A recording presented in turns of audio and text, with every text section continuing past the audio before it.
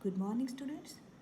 Today we are starting our new subject power electronics and power electronics में नया device सीखने जा रहे हैं जिसका नाम है चॉपर्स. चॉपर्स क्या है? जो इंडस्ट्रियल ड्राइव्स होती है उसके अंदर हमें मोस्टली वेरिएबल डीसी सोर्स चाहिए होता है. As for the example trolley buses है, बैटरी ऑपरेटेड व्हीकल्स जो है, सबवेज है, सबवे कार्स जो होती है, एट्सेट्रा एट्सेट्रा. तो ये जो सब है उसके अंदर हमें वेरिएबल डीसी सोर्स चाहिए होता है. अब वेरिएबल डीसी सोर्स हमें मिलेगा कहाँ से? तो उसके लिए हमारे पास मेथड्स है. टोटली 4 मेथड्स है. फर्स्ट मेथड है वो है resistance control method. Second one है वो है motor generator set. Third one जो है वो है inverter rectifier and fourth one है डीसी चॉपर. अब जो रेजिस्टेंस कंट्रोल मेथड है उसके अंदर क्या किया जाता है? उस मेथड में एक वेरिएबल रेजिस्टेंस दिया जाता है और उसको fixed DC source and load के बीच में लगाया जाता है. अब जैसे हम लोग आर की वैल्यू चेंज करेंगे यानी कि रेजिस्टेंस की वैल्यू चेंज करेंगे तो हमें जो आउटपुट वोल्टेज होगा वो भी वेरिएबल मिलेगा. बट ये जो मेथड है उसकी एफिशिएंसी बहुत कम होगी क्योंकि रेजिस्टेंस की वजह से यहाँ पे लॉसेस ज़्यादा होगी और जितने लॉसेस ज़्यादा होंगे उसकी उतनी एफिशिएंसी कम होगी. सेकंड मेथड है वो है मोटर जनरेटर सेट. तो मोटर जनरेटर सेट में डीसी जनरेटर का यूज़ किया जाता है. अब ये जो डीसी जनरेटर है उसका जो फील्ड होता है उसको हम कंट्रोल करके वेरिएबल डीसी वोल्टेज हमें मिलेगा. पर ये भी जो मेथड है उसके भी बहुत सारे डिसएडवांटेजेस है. लाइक कि उसकी कॉस्ट हायर है, साइज़ बहुत बड़ी होगी, उसका रिस्पॉन्स लो है और उसकी जो एफिशिएंसी होगी वो भी बहुत कम होगी. नाउ नेक्स्ट वन है वो है इन्वर्टर रेक्टिफायर मेथड. सो इन्वर्टर रेक्टिफायर मेथड में क्या करेंगे? जो इन्वर्टर है, इन्वर्टर क्या करेगा? डीसी में से एसी में कन्वर्ट करेगा और जो रेक्टिफायर है वो एसी में से डीसी पे कन्वर्ट करेगा.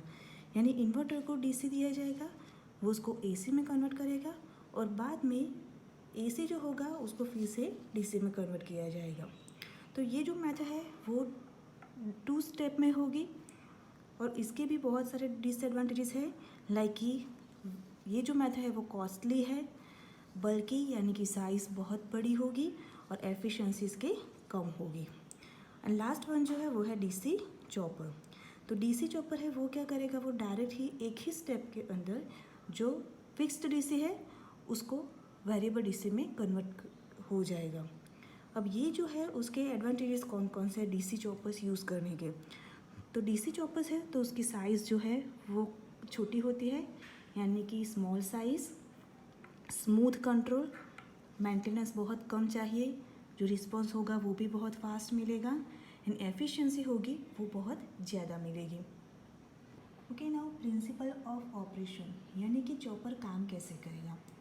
तो इसके लिए हम we are going through this diagram. तो डायग्राम में ये जो है वो हमें चॉपर दिखाया गया है. चॉपर को हम सप्लाई देंगे, इसको हम बोलेंगे सप्लाई वोल्टेज वीएस. उसको फ्री व्हीलिंग डायोड के साथ कनेक्ट करा हुआ है और यहाँ पे हमने लोड कनेक्ट करा हुआ है. अब जो चॉपर है मीन्स यहाँ पे लोड के अक्रॉस हमें आउटपुट वोल्टेज मिलेगा जिसको हम नाम देंगे V0. ओके, नाउ जो चॉपर है उसको हम एज ए स्विच यूज़ करते हैं और ये जो स्विच है उसको हम ऑन ऑफ करके हमें जो डीसी वोल्टेज चाहिए वो हम आउटपुट टर्मिनल्स के आगे हमें मिल सकता है. तो ये जो चॉपर है उसको हम जनरली तो SCR जो होता है उसके थ्रू उसको रिप्रेजेंट करते हैं और उसके आसपास डॉटेड लाइन से स्क्वायर बनाते हैं. तो उसका सिंबल ये है कि SCR with having a dotted line. Now ये जो चॉपर जब ऑन होगा उसको हम उसका टर्न ऑन टाइम बोलेंगे और जब ऑफ होगा तो उसको हम नाम देंगे टर्न ऑफ टाइम. तो चॉपर का टर्न ऑन टाइम एंड जब ऑफ होगा तो उसको हम क्या बोलेंगे? Turn off time. अब टर्न ऑन टाइम पे क्या होगा कि जब चॉपर को ऑन किया जाएगा अब उसके जो सप्लाई टर्मिनल्स जो है वो डायरेक्टली कनेक्टेड होंगे to the load and output voltage is equal to the supply voltage. यानी कि यहाँ पे हमें लोड के अक्रॉस जो आउटपुट वोल्टेज मिलेगा वो सप्लाई वोल्टेज के जितना ही मिलेगा. अब जब टर्न ऑफ टाइम होगा यानी कि जब हम चॉपर को ऑफ कर देंगे उस टाइम पे क्या होगा कि ये जो लोड टर्मिनल्स जो है वो फ्री व्हीलिंग डायोड के साथ शॉर्टेड हो जाएंगे। ओके, एंड उसकी वजह से हमें आउटपुट वोल्टेज यहाँ पे मिलेगा नहीं, यानी कि output voltage will be zero. So अगर हम average output voltage find out करेंगे, सो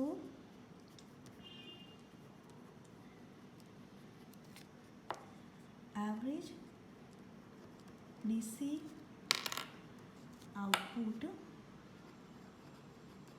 वोल्टेज V0 तो कितना मिलेगा, so T on upon T on plus T off multiply by V S.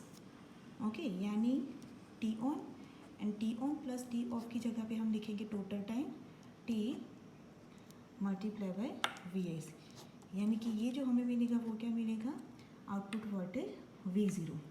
अब हमें इसके लिए अगर उसके वेव फॉर्म्स बनाने हैं तो वेव फॉर्म्स हम कैसे बनाएंगे, तो पहले हम इसके लिए अब वोल्टेज वेव फॉर्म बनाते हैं। तो हमने लिया X axis and Y axis. जो एक्स एक्सिस है उसके ऊपर हम लोग टाइम देंगे एंड जो वाई एक्सिस है उसके ऊपर हम लोग लेंगे वोल्टेज V। अब क्या होगा कि जब टी ऑन टाइम होगा 2 3 4, ओके, अब क्या करेंगे, पहले हमने क्या करा, टी ऑन टाइम दिया यानी कि हमने चॉपर को ऑन किया, तो टी ऑन टाइम, जब टी ऑन टाइम होगा तब हमें आउटपुट वोल्टेज कितना मिलेगा, तो सप्लाई वोल्टेज के जितना।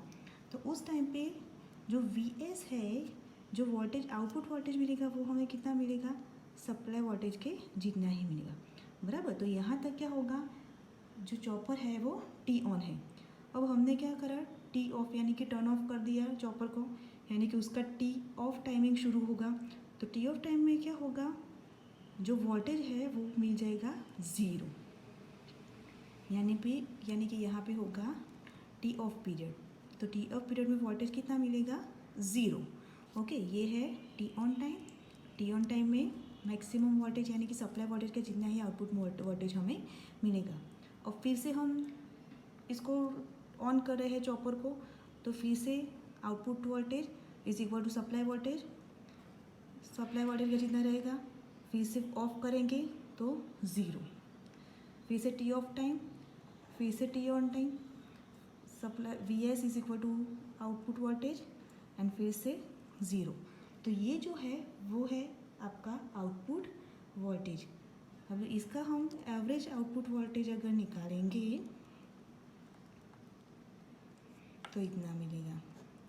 इन इस डॉटेड लाइन को हम क्या बोलेंगे, एवरेज आउटपुट वोल्टेज। ओके, तो एवरेज आउटपुट वोल्टेज कितना मिलेगा हमें, T on by T dot V S. अब यहाँ पे जो टी ऑन बाय टी है उसको हम देंगे नाम के, यानी कि के मल्टीप्लाई बाय वी एस। तो V0 इज इक्वल टू के वी एस। यहाँ पे जो टी ऑन है वो क्या है, उसको बोलेंगे हम चॉपर ऑन टाइम। जो टी ऑफ है उसको बोलेंगे chopper off time.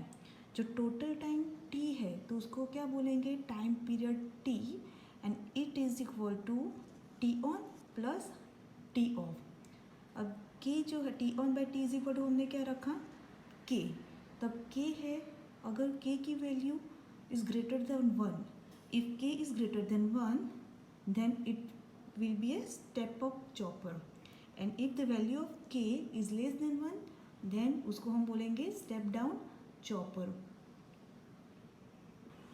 Now next topic है methods of chopper output voltage control। जो चॉपर है उसका आउटपुट वोल्टेज कंट्रोल किस मेथड से किया जाएगा, तो उसके लिए टोटल 3 मेथड्स है हमारे पास। फर्स्ट वन है constant frequency control method, second one है variable frequency control method and third one है करंट लिमिट कंट्रोल मेथड।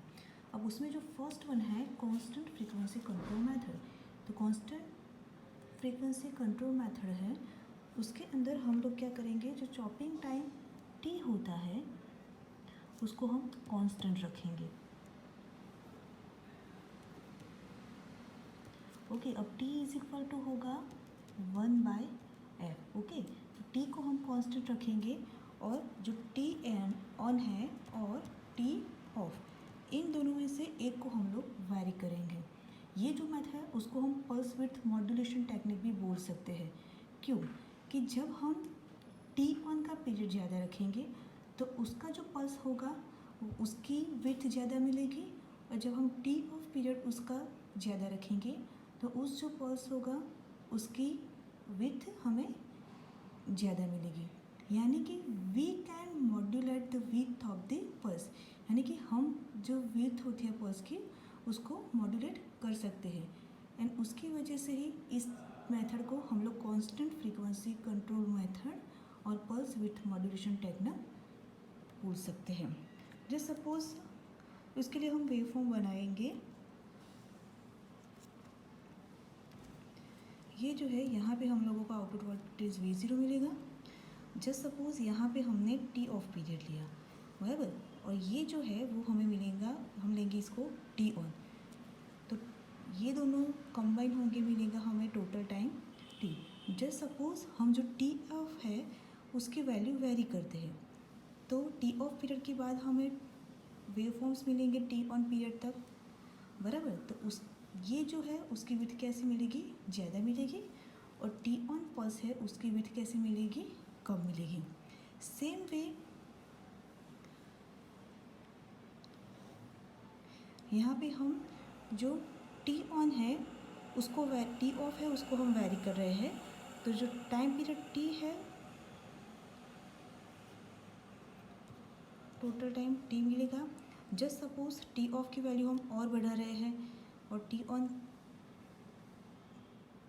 तो टी ऑफ पीरियड के बाद हमें मिलेगा टी ऑन के लिए वेव फॉर्म, तो ये होगा हमारा टी ऑन। यानी कि जो विड्थ है वो क्या होगी?